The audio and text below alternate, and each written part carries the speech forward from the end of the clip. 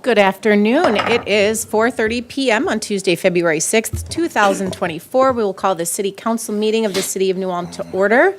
Item number 1 is the consent agenda. Councilors, what are your wishes? I'll offer a motion to approve those. Second. Thank you. We do have a motion and a second. Any additional discussion? Those in favor signal by saying aye. Aye. Opposed? Motion does carry. Item number 2.1, public hearing on the proposed 2024 Utility Street and Alley Improvement Project. Mr. Stadheim? Thank you, Madam President, City Councilors. City Council has previously scheduled this public hearing for the 2024 Utility Street and Alley Improvement Project. This project was reviewed by the Safety Commission at their September 7th, 2023 meeting, and this project was recommended approval in terms of the plan, or in terms of the project meeting the New Ulm City Complete Streets Policy. As previously stated, the public hearing scheduled for today, we have a list of 8 different project locations to go through, so it'd be my recommendation that we open the public hearing, going through these project locations one by one to see if there's public comment. To date, I have not received any phone calls or written correspondence about this project. Okay, thank you, Mr. Stadheim. At your recommendation, at this time, we will open the public hearing. We will go through the 8 projects one at a time. If you would like to be heard, please come to the microphone and state your name and address for the record. Project number 1, German Street from Center Street to 3rd North Street. Number 2, Valley Street from Center Street to 3rd North Street. Third project is 12th South Street from Minnesota Street to Valley Street. Number 4 is North Broadway from 19th North Street to 20th North Street. Item 5 is Alley Block 77 north of Center Street. Madam President, I just want to note that this is the alley between 11th North and 12th North Streets, between Broadway and Minnesota Street. Thank you. And again, Alley Block 94 north of Center Street.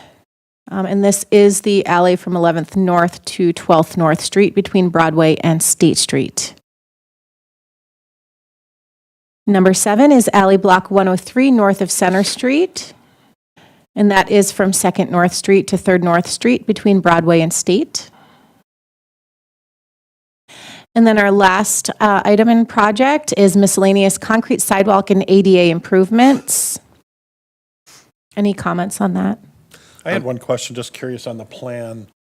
I think each year we're doing ADA upgrades, and is the plan to have every intersection done at some point, and if so, how long is that set up for? Yeah, that would be the ultimate goal, is reconstructing the ramps and everything throughout the city. We really don't have an end date. It's just kind of within the plan. Our plan of attack is to construct them as we do construction projects. So as we improve roadway surfaces, be it the USA project, MSAS projects, or the surface reconstruction projects, we try to tackle all of those to the best of our ability in conjunction with those projects. So, over the course of, 30, 40 years, we should be pretty compliant, but by that time, maybe the standards change and we'll have to do them all over again. But yeah, probably. But so that's kind of our plan of attack to implement the adopted ADA transition plan. Great, thank you. If there's nobody who wants to be heard, I'm going to offer the resolution closing the public hearing, ordering in the 2024 Utility Street and Alley Improvement Project, and authorize the preparation of plans and specs. Second. Thank you. We do have a motion and a second. Any additional discussion? Director Jorgensen, please call the roll. Counselor Mack? Yes. Counselor Christian? Yes. Counselor Schultz? Yes. Counselor Warmka? Yes. And President Becker? Yes, that motion does carry. Thank you. Item number 3.1, raffles gambling permit for Sertoma Club.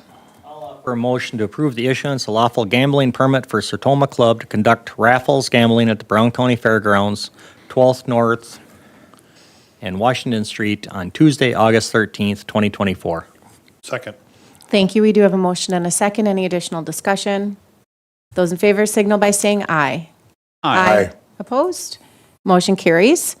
Moving on to 3.2, a temporary liquor license for State Street Theater Company.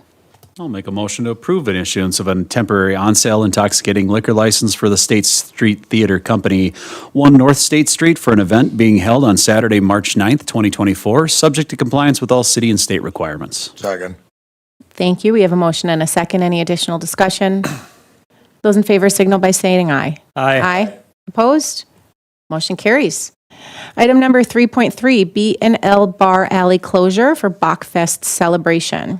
I'll offer a resolution to temporarily close the alley next to B&L for Bachfest celebration on Friday, March 1st, 2024, beginning at 4 p.m. to 2 a.m. on Sunday, March 3rd, and authorize the extension of the B&L bar liquor license into the closed alley area on the requested dates to allow alcohol to be consumed, subject to the conditions listed. Second. Thank you. We do have a motion and a second. Any additional discussion? Director Jorgensen, please call the roll. Counselor Mack? Yes. Counselor Christian? Yes. Counselor Schultz? Yes. Counselor Warmka? Yes. And President Becker? Yes, motion carries. Moving on to reports from officers, boards, and commissions. Item 4.1 is a ordinance number 2024-081 in the first consideration of zoning. Mr. Nicely, thank you. Good evening, Council President, Councilors. John Nisley, planner with the City of New Ulm. This proposed zoning ordinance change that we're proposing here tonight involves or requires the removal of footings, foundation, and other demolition debris during the initial demolition process. And if you wouldn't mind, I'd just like to give a little background as to why we're proposing this new regulation.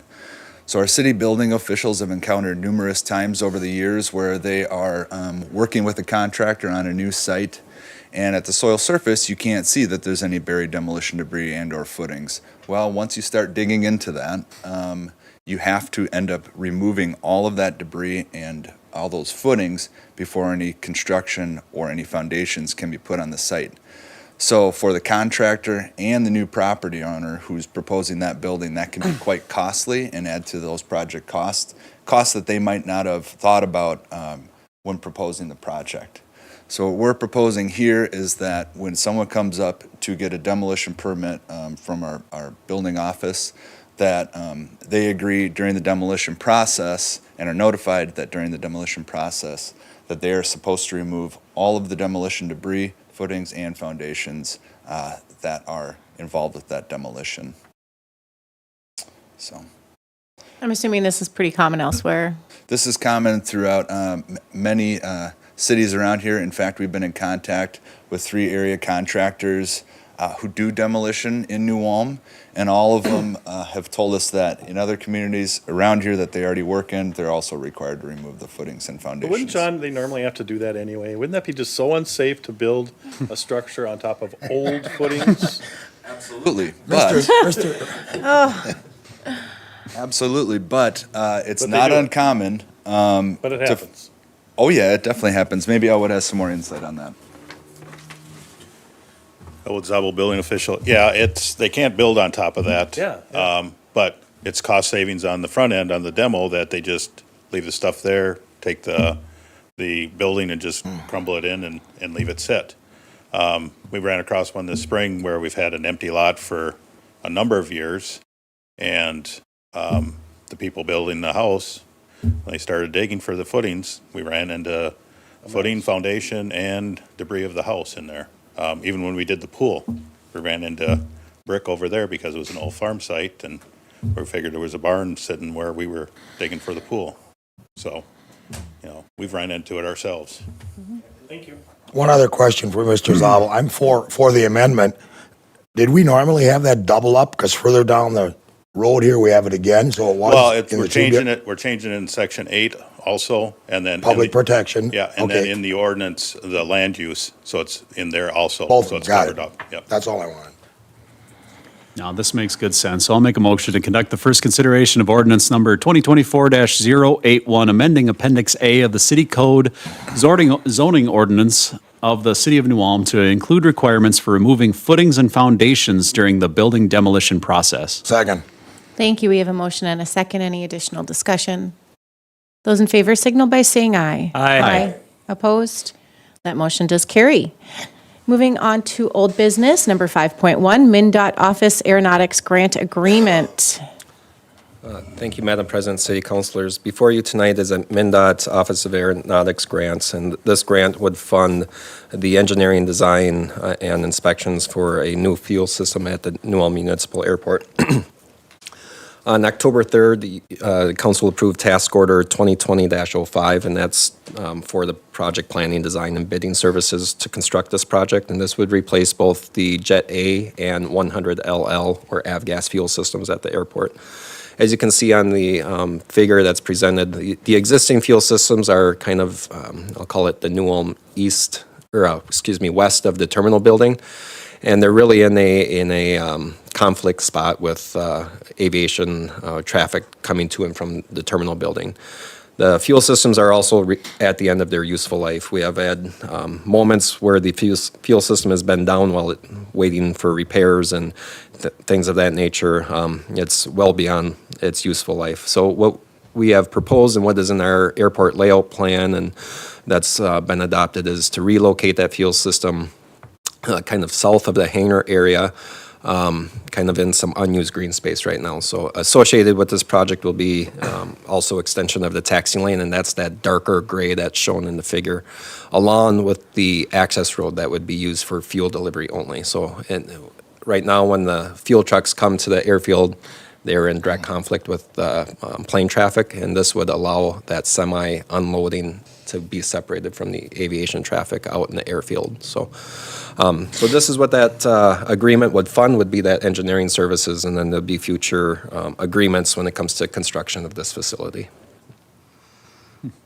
Thank you, Mr. Stadheim. And one additional comment, sorry, Madam President, City Councilors, is this is a 70-30 split with the state of Minnesota.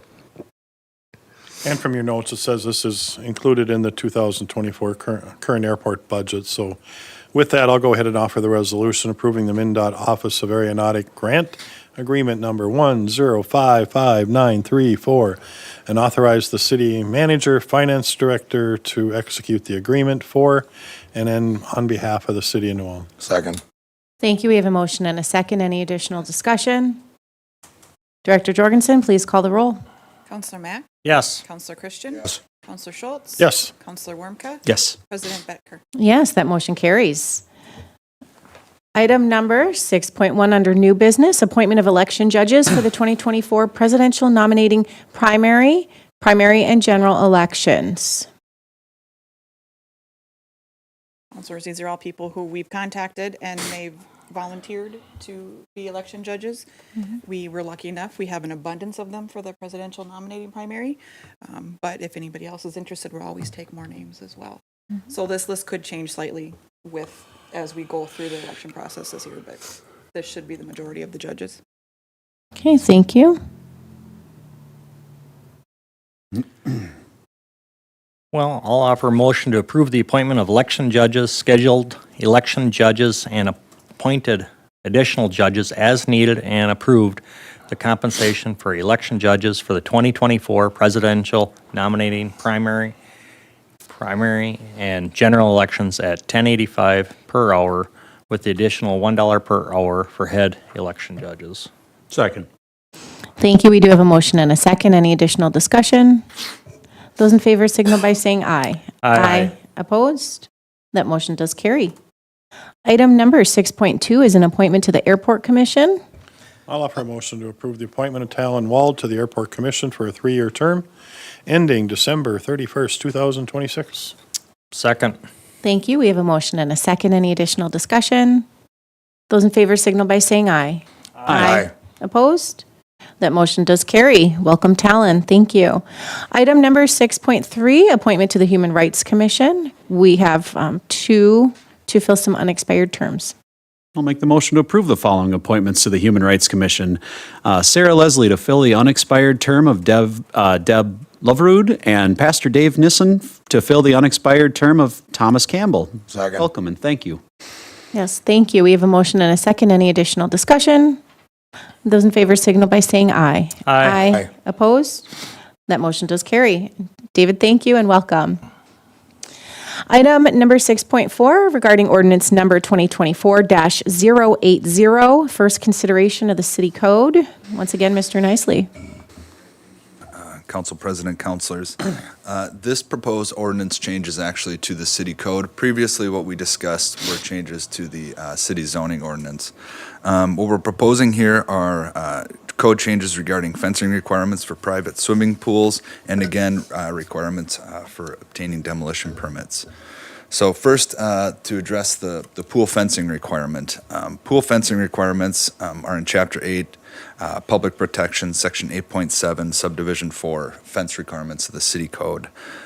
The city building official has been made aware of alternative regulations to fencing of all private swimming pools greater than 24 inches in depth and with a total volume of greater than 5,000 gallons. That would allow for the alleviation of fencing if either of these two following provisions are met. One, an in-ground residential swimming pool with an automatic cover that conforms with the specifications of ASTM F 1346-91 standard. That pool cover shall be maintained and in working condition. Or two, the above-ground private residential swimming pool with a non-climbable sidewall or a barrier of 60 inches or more above grade, provided the steps, ladder, ramp, or other form of access is designed to be secured, locked, or removed to prevent access. Currently, our city code states that if it's over 24 inches in depth and greater than 5,000 gallons, that we require a 5-foot fence around the swimming pool so there isn't any access. This change would alleviate that need for a fence if it has automatic cover on the swimming pool, or if it's, again, taller than 60 inches for a sidewall and has access that is locked off or able to be locked. We did check with other communities in the area. The city of Mankato has this ordinance in place. I believe also the city of Hutchinson and St. Peter also have these regulations in place. It's fairly common throughout the state of Minnesota. One minor question, again, I'm for this change. Is that this new ASTM standard, is that now in our state building code? A little rusty at that. It's referenced in the pool and spa code, which is referenced in the building code. Thank you. I guess, how many pools do you think we have in the community, or how many people would this affect? I was going to ask that. It's just, Question. As for in-ground pools with the cover, I was contacted late last year with this ASTM standard and asking if that's something that's possible to look at. They didn't want to do a fence, so we did some research on it. As for the other pools at 5 feet, that's getting pretty tall. It's not saying that there's some out there, but at that 5-foot depth, it's probably going to be, again, if the sides and everything are there, we've got the barrier of that at that 60 inches at 5 feet that's required by the fence.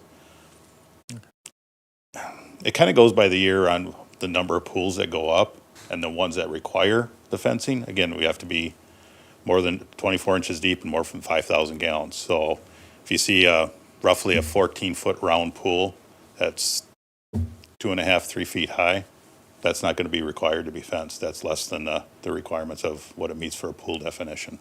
So How do we let our citizens know about this change?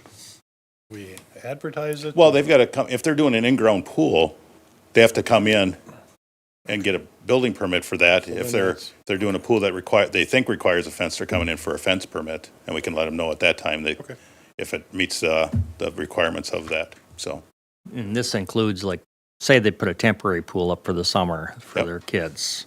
if it And meets it's the just- definition of a that's- pool, Yeah, and that's one I'm kind of concerned about, because I know of a couple families that have them and things of that nature, and we'll just send them your way to make sure we're right, if it meets the correct. definition of a pool, then it's going to require the safety aspect of it. If it doesn't meet that 24 inches and 5,000 gallons, then it's good to go. Okay. And just to be clear, it's 24 inches and 5,000 gallons, right? Because because I have a pool and I have a smaller one, it's like a portable one, but I don't think it meets that definition. And so would you say that kind of some of those like little smaller ones are not the 5,000 gallons? Correct. I Yeah. mean, I think it's like two or one, not it's, even one. if we're getting to 14-foot round and like 2.5, 3 feet tall, we're looking at roughly the high threes to low fours for thousands of gallons of water, so it's not meeting that requirement. Before we changed that a number of years ago, a little plastic wading pool would have had to been fenced for the requirements. So that's why we changed it back then. Sure. All right. Well, thank you. Good stuff. All right, that was the first part of the city code change ordinance that we'd like to change. And then the second part was exactly as we reported before, to again include the removal of building demolition debris, footings, and foundations when a demolition permit is pulled. Thank you guys for the explanation here. I'll make the motion to conduct the first consideration of ordinance number 2024-080, amending the city code of New Ulm, the city code of the city of New Ulm regarding fencing requirements for private swimming pools and requirements for obtaining demolition permits. Second. Thank you. We do have a motion and a second. Any additional discussion? Those in favor signal by saying aye. Aye. Opposed? Motion carries. Thank you. Item number 6.5, Performance Measurement Citizen Survey for 2023 services. Council President, councilors, before you have a request to either approve participating in the survey or declining participation in the survey. We've done the survey for about 11 years. In 2023, 41 cities, roughly 5%, 28 counties, 32% went in on the survey. Looking at the survey, I would say if we continue it this year, we eventually take at least a year off at some point so we can revamp the survey. I think the questions we're asking in the survey are just, again, while they're a good performance measure and you can stack up year to year, I think we need to edit those questions. So, whether you do this year or next year, either one, I think we need to take a time to readjust those questions and ask different questions. I would add to that, in the past, when there's been levy limits, participating in this protects us from those levy limits. We haven't had levy limits in several years, so whether or not that's something you consider when you're deciding whether or not we continue with the program. We don't see a lot of change in the results. They seem to, they love the firemen and hate the snow plowing. I shouldn't say hate, but lower scores, but. But yes, Yeah. Sorry. Sorry. yet, I still like them, I guess. Looking for those trends, looking, for the comments in the back. Sometimes you can get some perspective out of that, I guess. So I'm in favor of continuing them. The only reason I would ever think of declining would be the fact that the strategic plan is coming up right now too, that maybe this would be confusing if we're constantly asking the community, what's wrong, what's good, what's bad, where is this going to confuse people if we're putting out a survey and then putting out another survey, that if it's kind of overkill for this year or maybe next year, that we could maybe take a couple. I mean, that would be the only reason I'd ever say to take it off, because I do like seeing it. It's a good place for people to air their grievances, tell us what we're doing right and wrong. But that's also the point of a strategic plan, of tell us what we're doing right and wrong. That are we overkilling it? Yeah. But also, I'll agree with Councilor Warmka as well, and it will give us a chance to do some revamping. And if we don't feel like there's a strong concern about the levy stuff this year, this might be the time to do it. And one question for the finance director, maybe you can tell me. There's no big deal. We declined this year getting back on board, correct? Just you do I it. think so. And then I'm kind of in agreement with Councilor Warmka. I would agree, and then, when we look at that strategic plan, we can talk about future, questions, once we review and come back in 2025, 2026 and say, we'd like to ask X, Y, and Z, yeah, again, what are we doing right? What did we change? So might be a good time to take a little breather from it, I'm but fine with it. I don't care. yeah. Well, I'll make a motion to decline participation in the performance measure survey program for 2023. Second. Thank you. We do have a motion and a second. Any additional discussion? Those in favor signal by saying aye. Aye. Opposed? That motion does carry. Item number 6.6, we have 2024 Utility Street and Alley Improvement Project. Thank you, Madam President, City Councilors. So being that we made it through the public hearing, and our next step would be having council approve plans and specs and setting the bid date for the 2024 USA project. I'll offer the resolution approving the plans and specs, ordering advertisement for bids, set bid opening date, and authorize staff to receive and open bids for the 2024 Utility Street and Alley Improvement Project at 10 a.m. Wednesday, March 13th, 2024, in the City Hall Council Chambers. Second. Thank you. We do have a motion and a second. Any additional discussion? I just want to say, just again, for the record, since the public hearing has been closed, that we did receive no public comments, no letters, or no phone calls in regards to these projects, correct? No. Okay, so just so we can get that in there as well. Any additional discussion? Director Jorgensen, please call the roll. Counselor Mack? Yes. Counselor Christian? Yes. Counselor Schultz? Yes. Counselor Warmka? Yes. President Becker? Yes, that motion does carry. Item number 6.8, Deer Control Program Summary. Oh, sorry. 6-7. Sorry, 6.7, 2024 MSAS Improvement Project. I snuck both of them in on you. Madam President, City Councilors. This one would be approving plans and specs and setting the bid date for the 2024 MSAS Improvement Project. This one was a while back. We had a public hearing for this project. That was back in September of 2023, where you did authorize us to prepare plans and specs. It's taken us a while, but we have made it through the MnDOT review of this project, as this project does have federal and state monies involved with it, so there was a lengthy review process for this project. So we have finally received authorization for MnDOT to set a bid date, so that's the next step to deliver this project. And just of note that we have received of the $4.6 million project cost, estimated cost, about 3.2 of that's going to be state and federal monies. Nice. Thank you.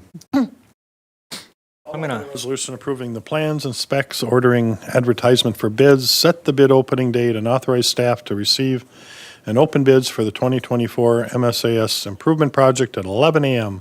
sharp, Wednesday, March 13th, 2024, in the City Hall Council Chambers. Second. Thank you. We do have a motion and a second. Any additional discussion? Those in favor, say, oh, sorry, Director Jorgensen, please call the roll. Counselor Mack? yes. Counselor Christian? Yes. Counselor Schultz? Yes. Counselor Warmka? Yes. President Becker? Yes, motion carries. Item number 6.8, Deer Control Program Summary. Council President, Councilors, this is a summary of the deer hunt program or deer control program. We've been averaging about 25 deer the first 17 years. Last 15 years, we've averaged about 60. This year, we were slightly down at 53, and that's a couple, 5 down from last year. But sightings also did go down. So again, while we're getting less, I think we're still getting plenty of deer, and we work with the DNR to do the Earn a Buck program and stuff, and we'll continue that moving forward. Hohensee and Officer Fleck have done a good job managing that program. Hohensee is now retired, and Dusty is taking that over. So I think moving those deer stands, finding where they need to be, they do a very good job of doing that to make sure all hunters have availability of seeing and potentially getting a deer. I know we talked last year about, I don't know if Chief Borker can fill us in a little bit. There was some discussion about some cities allowing just basically an open shoot, where there was no control, no bucks versus does, just to bring down that deer population. And I don't know if that ever got followed up on, if anybody looked at that, I know we had to have DNR approval to do that. But apparently there was 3 cities, I believe, last year that were involved in that process. But any recollection there? Council President Betker, members of the council, Dave Borker, Chief of Police. I'm not aware of that program at all. Can we take the officer involved in that is retired now, correct? Correct. So you'll be, Is he retired? right, so you'll be appointing somebody new to run that program. It doesn't run under the police department. It actually runs under Mr. Dalton. And Yeah, we still have Officer Fleck, I think, is still involved with that, with the program. He didn't resign that position. Because we had discussions last year, and I think it was supposed to have been passed on to at least see if that was an option. Yeah, we brought it up to DNR, and they weren't on board, but we can bring it up again. to DNR. But they have done it in other places. So did they give us a reason why they weren't here? Because of the park or because? They didn't give us, they just weren't on board with doing it last year. So we can bring it up again. We meet with them in March every year to talk about the program and stuff like that. You know, So we can really bring don't it up. go anywhere, which is fine. You know, we stay steady, but we never decrease. And yet we don't know about our folks that live up on the hill and in other places where there's a lot of deer, if they're just frustrated because we don't ever get anywhere, so they don't complain anymore. Because when I started as a counselor, I got hammered with a lot of people complaining up on the hill about all their bushes and plants and everything getting ate, and the two sets of deer, the Oak Street deer and the Flandreau deer. And there was some talk about maybe adding a few more shoot locations. But we're still, even with some of that's happened, we're just treading water. We're not getting anywhere. And do we need to get more? I guess DNR might be able to give us a better answer on that, but I don't know. I have one other question on it. And maybe this was hunter driven, about 79 days less than last year, hunting days, less deer sighted and 1,600 hours. Is that our 25 hunters? They just Yeah. didn't clock in the time spent hunting. Yeah. Didn't clock in this year for whatever Interesting. reason. But And there was some Hohenstein's- discussion about that too, wasn't there, Yeah. about potentially? Well, and Hohenstein does a very good job. If he Yeah. notices empty deer stands, he reaches out to them to see what they, are you done? So he can get someone else potentially Right. to get into that stand. So Hohenstein does follow up on that. Okay. I'm just going to make the comment that I do not live on the hill, but I have plenty of deer and I see plenty of deer, so I know that they're around in all parts of town as well. I don't generally complain about it. I feel like if it was a continued issue that we would probably be hearing from our people. Yeah, I don't know. We'll bring That'd it be up at the okay. March meeting when we have Yeah, a to see, DNR. I'd be, if they won't do it, then that's fine, because we have the state park, if that's the issue, that they don't want to try that, I don't know, but I'd be curious to see, and I don't remember the name of the 3 cities that were doing it, but it wasn't Star Tribune article that mentioned it, and I was like, oh, interesting. Well, Les, I know a coworker of mine that went to, I think, a park in Wilmer area, that it was one weekend that the DNR, or somehow they regulated it, that it was a controlled shoot, and Yeah, yep. invited people into that community. It rings a bell, So I know when I first started the council, there was a lot of pressure on us because there were people feeding deer in our community, and we were able to pass an ordinance to stop that. And then there was just a lot of pressure that come on, you guys, you got to do something. And I don't hear those complaints as much anymore. But again, I don't know if it's because they're frustrated because we're not doing anything, or it's not an issue anymore. I don't know. Right. I'd be curious to see what DNR would have to Do say if you- we put the pressure on. Do you think the weather had any impact last year on the deer movement? I mean, it was pretty cold last year, so maybe they weren't just as active. I mean, I don't know. My family hunts, I don't hunt, so I am not trying to speak from any kind of experience or expertise or anything, but I think could there have been other factors that caused the hunters not to go out as much? If you mentioned that some of the stands weren't being used as frequently, and, maybe the deer were just kind of not as active last year. I mean, we don't always get 50-degree days in February and things like that. So I don't know. Could that have played a role in what the results were from last year? I have no idea. Oh, okay. Sometimes, I think there's a lot of, years ago, I was involved with the deer program, worked with Jeff Hohensie on it, and I know sometimes, I think there's a lot of factors that play into that. The different hunters, their interests, their busy schedules. I do know that Jeff and Officer Fleck really try to monitor it closely and try to work with all the hunters to make sure that all the stands, like Counselor Schultz mentioned, are being used properly, because, if they don't want to use it, then we want to have someone else in those stands. Right. But I think there's a lot of factors that go into that. I remember Jeff talking about people from out of town that come and get registered, so they only come down on the weekends, where if it's a local person, they might go out after work or in the afternoon and during that time. So I know there was preference to local folks, I think, I don't know. I know that he works with everyone that try to pair them up so that stand is used, as often as possible. Right, You know, because that's the whole thing, to try to, because, you know, there's a skills test and everything involved. So, you know, we have individuals, and almost all of them are seasoned hunters. And, you know, there's enthusiasm as far as participating in that program. And then he tries to pair them up. So like if you have someone working a certain shift with their employer, that, you know, that there isn't some type of barrier for them not being able to participate with their partner, you know, because they both can't be in the stand at the same time. So I know they put a lot of effort into that. But, you know, sometimes, you know, people just have busy lives and, Yes. you know, they don't participate as often as you maybe would like them to. And then I know they also moved the stands too. If there's a stand that just the hunters aren't seeing anything, Hohensee and Fleck will move that stand to where potentially there might be some more traffic as well. So they move around. I mean, if there would be something as far as, you know, working with Mr. Dalton, you know, we could certainly have Fleck, and I certainly think that Hohensee would be willing to share information as well. And then, you know, try to research maybe some other options and maybe some other opportunities in that process. But I'm certainly not the subject matter expert on any of that. I'll offer a motion then to accept the 2023 summary and reauthorize 2024 Special Archery Hunt Deer Control Program with potential changes or expansions. Second. Thank you. We do have a motion and a second. Any additional discussion? Those in favor signal by saying aye. Aye. Opposed? That motion does carry. Moving on to item 6.9, Brown Lion Redwood Renville Drug Task Force Joint Powers Agreement.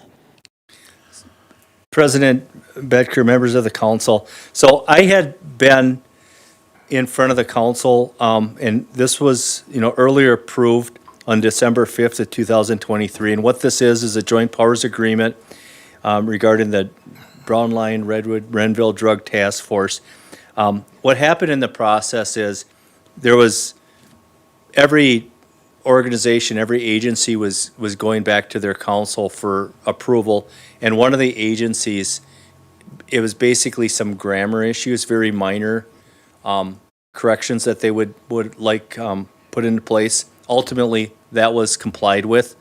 But in the process, because there was changes, we felt compelled to come back to the councils. All of us are coming back to our boards and councils for approval. So realistically, when you're looking at this, it's essentially a carbon copy of what we had before.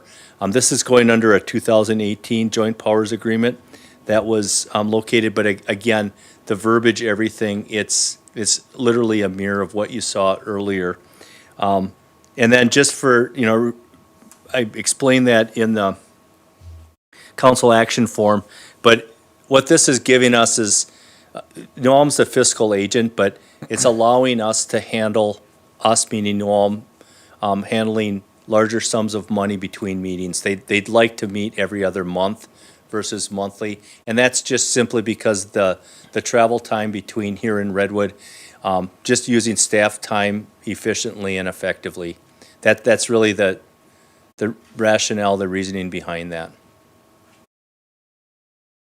Otherwise, it's the same. And a question for the chief, 100% behind this change. I am. Because we can still meet as often as we want to, but this just gives us the ability to meet every other month. And I think that's routinely, I think that's what's going to take place. At the very minimum, our finance probably can meet every other month. So if we feel like there's something we just want to have a discussion on, as far as following open meeting laws, you know, we can still post that and still meet if we choose to. However, I'm convinced we'll be, for all practical purposes, be meeting every other month. But yeah, I completely support it. I think it's a good use of our time. I guess Council rep on this group, and I would go ahead and offer a resolution. I didn't see any real concerns with it either. So I'll offer the resolution to approve the proposed revisions to the Brown Lion Redwood Renville Drug Task Force Joint Powers Board Joint Powers Agreement as presented, and authorize the mayor and city manager to sign the document on behalf of the city of New Ulm. Second. Thank you. We do have a motion and a second. Any additional discussion? I was just going to ask the chief, before Les offered motion, is do you do any Zooms or Teams meetings? You know, do you find that to be efficient, or are you just always in person? We did during COVID. Okay. But otherwise, no, we've pretty much just been meeting in person. Okay. You know, I think that that's something that can be considered but again, other than COVID, we've been meeting in person.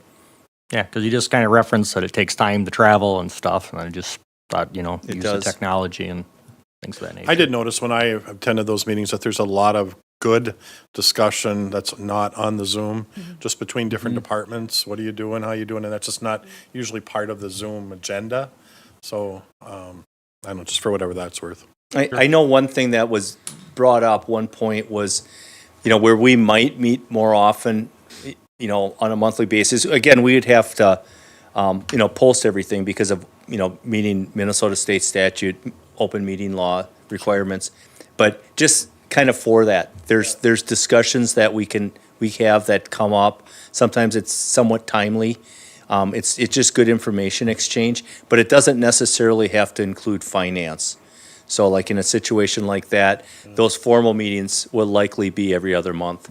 You see the undercover officers talking with each other and sharing information. That's just good stuff. It's good stuff.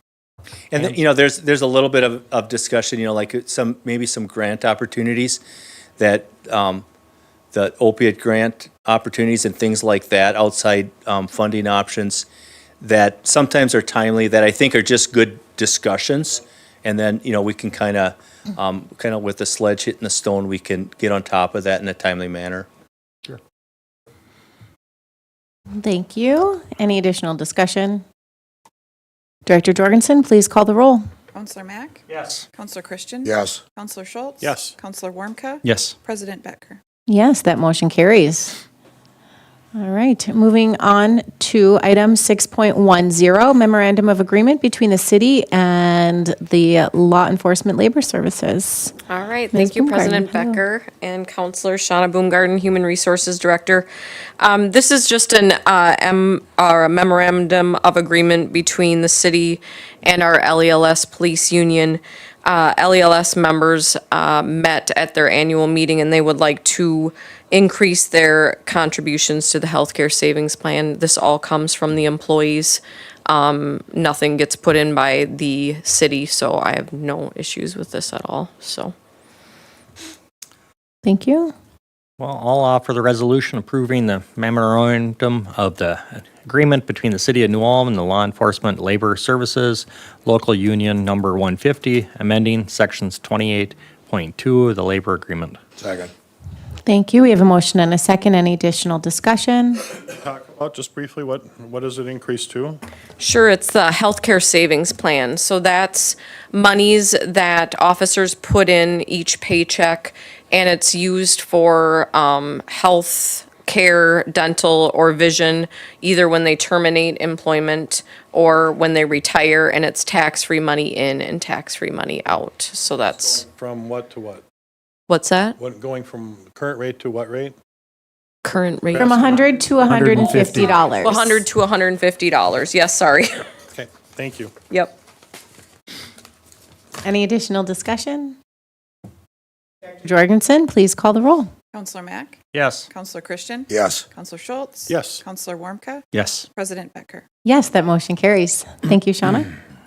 Item number 6.11, retail strategies service agreement.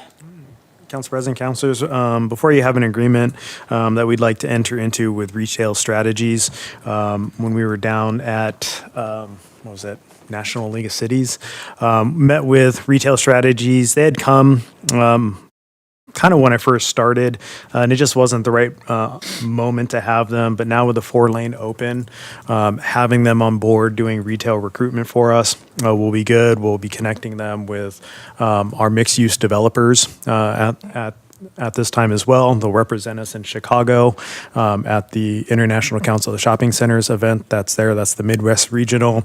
And then in Las Vegas, which is in a couple months, they'll be out there with our sites and stuff like that and getting New Ulm in front of site selectors. And they'll do a lot of data collection for us. And that also would extend to any current retailers that we have in the city. If they're looking for just data on retail leakage or anything like that, we can provide that data to our current base as well. We had initially budgeted 50,000. I was able to connect with them when I went to the International City Managers Association down in Austin, and was able to drop that down to 45,000 for the first year and then 40,000 each additional year after that. It is a 3-year commitment for the contract, and then bringing this to the city attorney. He did have a couple changes, and I wouldn't say changes, just expanding. So in insurance, he spelled out what the insurance requirements are in the contract, covering that. Under limitation and liability and sole remedy, he changed that to indemnification, and then added 3 other components: data practice, governance, and I can't remember what the last one was, but they're standard in our contracts. Sent those over to Retail Strategies. They didn't have any issues including those, but they were going to forward it to their attorney. So you would be approving, barring any substantial changes to the contract, not the one that's currently in here. Chris, this was the group that worked with the EDA and Target, right? Yes. Like Yeah. 10 years ago or something? No, Maybe not quite that about long. 5 years ago. 5 years When ago. I started here, I was we pretty brought them impressed on with that board. group. I remember meeting them at the national conference, and I was really impressed with their professionalism and what they were willing to do. Just maybe give me a little history, Chris. Why did we end that, going back? It just wasn't the right time, and we did a 3-way split with the EDC, so what is now Newbrick and the Chamber board at that time and the Newbrick board at that time didn't understand what it was that they were trying to do and wanted to not continue that contract. And then we as the EDA were trying to do other programs and get that, so it just wasn't the right time, and we were able to terminate the final year of that contract. But now that like I said, the 4 lanes here, we have a lot of development happening, mixed use, some potential retail space that we'll need to fill. It'll be a good fit. If I remember correctly, then the last opportunity, they're willing to come to us to present. That's still true? Yep. That they'll be willing to come to the council and give us a 6-month or 1-year update on what they're doing? But it has to be a 3-year contract. Yeah. They recommend that. Yeah. And we can terminate it any time, just like we did at the last one. That was going to be my Yeah, next that's question. part of it. That's in there. We do have to give them notice, but we were able to knock that down. So we're essentially only paying $5,000 more for the first year than we did 5 years ago. So really no inflation. And then what we paid 5 years ago as the following 2 years' prices. And they were, I was able to get that down $5,000 a year from going to the ICMA conference. And they're a national group from what I recall, Yes. right? Yeah. They're all over the country. So they really know what they're doing. What they can find out for us. So I'll make a motion to authorize the city manager to execute an agreement with Retail Strategies to provide retail recruitment services for the city of New Ulm. Second. And then We have a motion and a second. Any additional discussion? could we just amend that barring any substantial changes? Barring any substantial changes. Second. Thank you. We do have a motion and a second. Any additional discussion? Will say I've met with them also and have been impressed and know that we had worked with them before. I wasn't active the city at that time, but have heard good things. And I just know that some of these sales cycles do take a long time, and I'm sure the 3 years will go quickly, and I'm just glad we locked in a good price. Any additional discussion? Those in favor signal by saying aye. Aye. Opposed? That motion does carry. Item number 6.12, National Association of Broadcasters Conference attendance in Las Vegas. Mr. Sherman, good evening. Good evening, Council President Becker and Councilors, Cable Access Coordinator Stephen Sherman.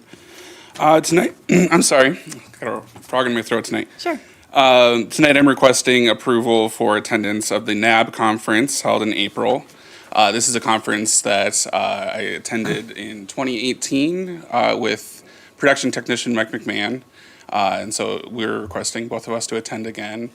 It gives us an opportunity to attend classes as well as to look at the show floor to see future technologies that we'll be able to implement into our video systems here in the city. I sit on this advisory board, and we talk quite a bit about this and how we sent 2 staff 5 years ago, was it already? I think so, yeah. And that's when we were knowing we were needed to move to digital over there, and we were from analog to digital, and they came back with just tons of good information, and the other thing I really like about that national association is you see what's coming, you know what the trends are coming. We may not be doing it this year or next year, but they know it's coming, and they can start preparing for it. So I'm going to offer a motion to approve attendance at the 2024 National Association of Broadcasters Conference in Las Vegas from April 13th to the 15th, 2024. This is in their budget, and it was planned. Second. Thank you. We do have a motion and a second. Any additional discussion? Those in favor signal by saying aye. Aye. Opposed? That motion carries. Thank you so much. Good luck. Item number 6.13, library donations and memorials. And we do have quite a few to be read into the record today. Go ahead, Counselor Schultz. Warmka, it's all yours. Offer the resolution to accept donations and memorials to the New Ulm Public Library for the period beginning October 1st through December 31st, 2023.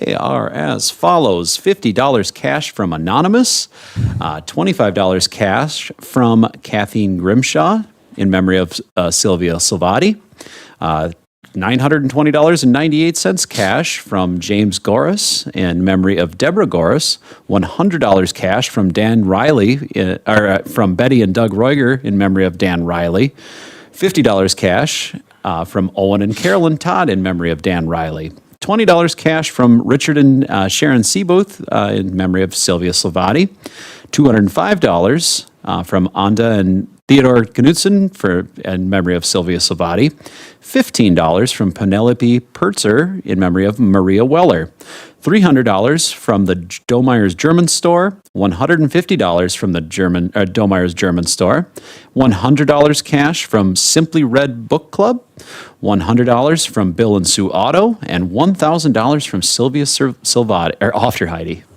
Said Sylvia Silvati so many times, it just got in my head. Second.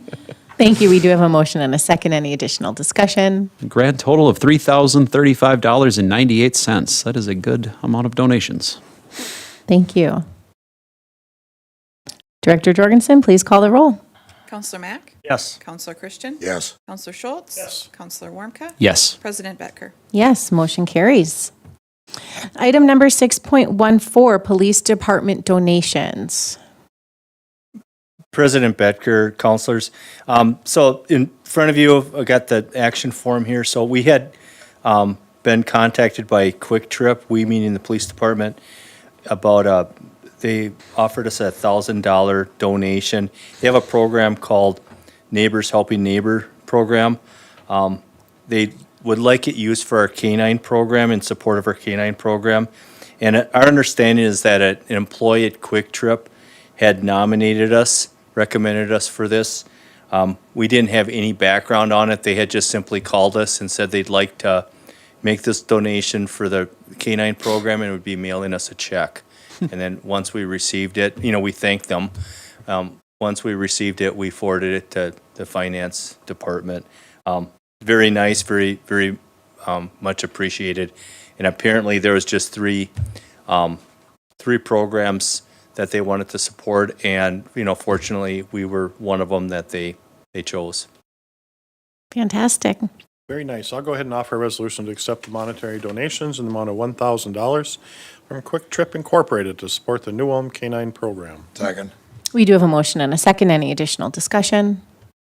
Director Jorgensen, please call the roll. Counselor Mack? Yes. Counselor Christian? Yes. Counselor Schultz? Yes. Counselor Warmka? Yes. President Becker? Yes, that motion does carry.